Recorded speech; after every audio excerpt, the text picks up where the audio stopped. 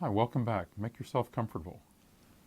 In this last talk of the week, we're going to see the way this democratic revolution is spreading around the world. During the 1790s, imaginations throughout the Atlantic world and Europe, and even beyond, are gripped by what's happening, above all in France. France in the 1700s had been the most well-known country in all the Atlantic world. It was the most powerful country in Europe. Its writers were the leading thinkers of Europe. In today's world, a lot of people feel like English is the necessary common language. In the world of the 1700s, that language was French. Cultivated people all over Europe had to be able to speak French. This just gives you some sense of how anyone reading about these developments felt that they either were in sympathy with them or opposed to them. People are choosing sides. In the narrative of revolution, there's a tendency to make this sound like, well, here are these revolutionary ideas, the forces of progress, and then there are these sort of passive things that they're sweeping away. This is a bit of a false image. Traditional beliefs are powerful and popular among a great many people, people who believe in the tenets of the Catholic Church, believe in what their parish priest does for their community, believe in established authority, in a stable order of things. When they see the kind of threats, the wrecking ball coming from revolution, they're not reacting passively to that. They're fearful and worried, and that itself becomes a really powerful political movement. I talked last time about the creation of a French nation. In many ways, the challenge of the French nation is going to help create a British nation as a countervailing community to oppose to that French revolutionary nation. Counter-revolution is a powerful force, and it's not just a negative force. In a way, it has positive ideals of its own. Study this illustration produced in 1792. Here's the way the counter-revolutionaries are expressing the contrast between British liberty and French liberty. You see in the illustration on the left, Happy Britannia holding scales of justice. In her right hand, she's clutching the Magna Carta that's a symbol of the traditional privileges and liberties. And you see the beneficent effect of Britain at sea. And under Britannia, there's religion, morality.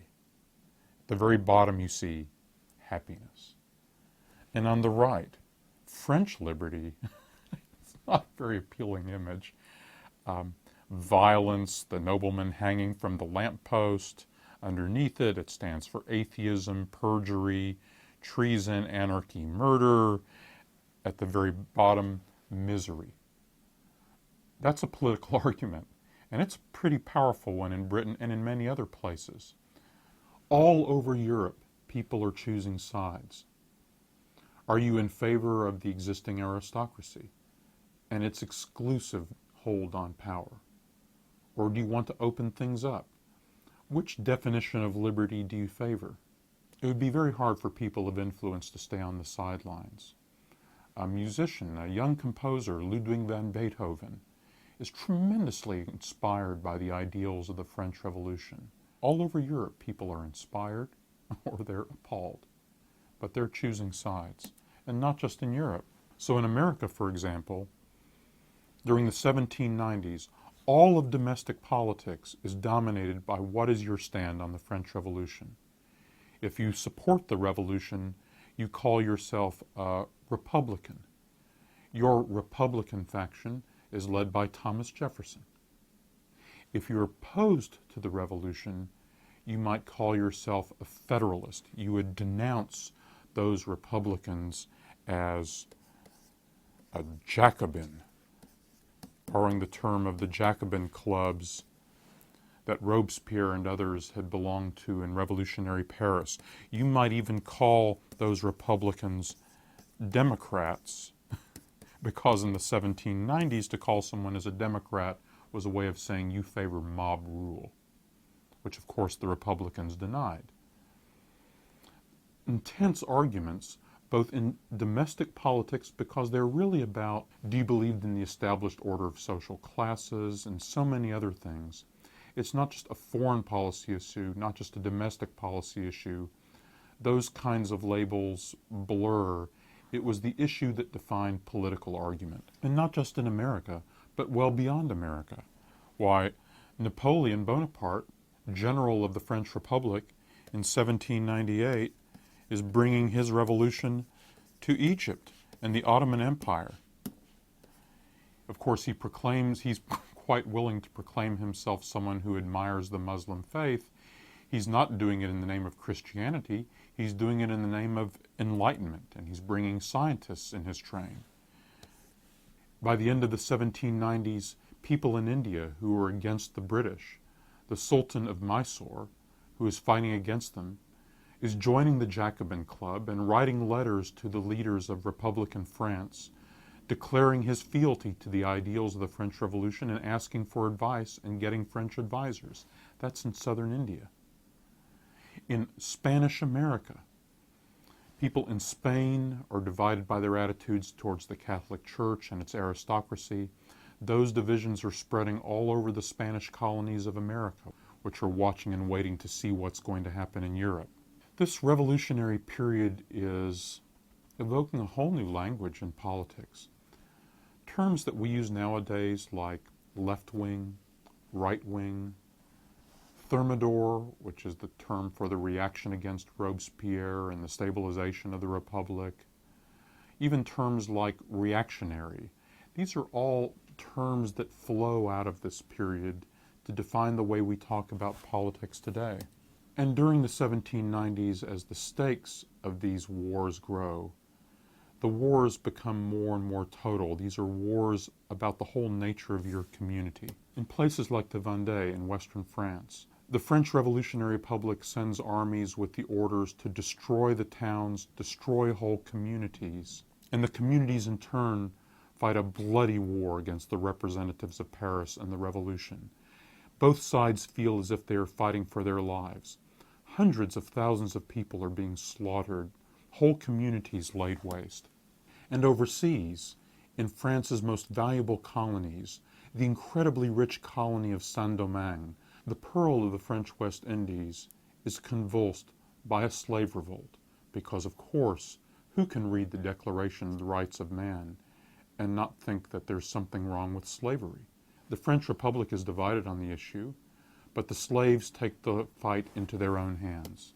An overwhelming majority of the population, the revolt spreads, as this map displays, following the lines of the green arrows. If you look over on the left, you see that the British in 1794 try to claim Saint-Domingue as a new British colony. Their assault will fail. The birthplace of the revolt is in the city Le Cap. Here's an image, contemporary image, of what the slave revolt meant in the city of Le Cap. You see at the top, Incendie du Cap. At the bottom, the general revolt of the blacks, the massacre of the whites. If anything, this illustration is a very polite version of what was going on. Horrific bloodshed of every kind as the pent-up grievances of generations exploded. This too is part of the global ripples of the French Revolution. So here's the situation at the end of the 1790s. The French Republic has survived. It's led by a strong first consul. The French Republic is the strongest military power in Europe. The French revolutionary cause has become a global cause, convulsing the Atlantic world. Meanwhile, through the 1700s, see the fusion of the commercial revolution, the military revolution, the democratic revolutions, fusing together by the end of the century to create tremendous momentum as the Europeans, building on their commercial advantage, their military power growing as they're now waging new kinds of war, are now infused with the confidence and the vigor of the fights that they are in, the optimism that they now represent waves of the political future, whether it's one version of liberty led by France and its allies, or another version of liberty, or even those who are fighting to preserve the established order. there's a sense in which the Europeans are now projecting a kind of cultural confidence that whatever the decision of their arguments, that's going to be the wave of the future. And that kind of struggle is going to frame what we're going to discuss next week, a period of revolutionary wars that will set the stage for the rest of the century.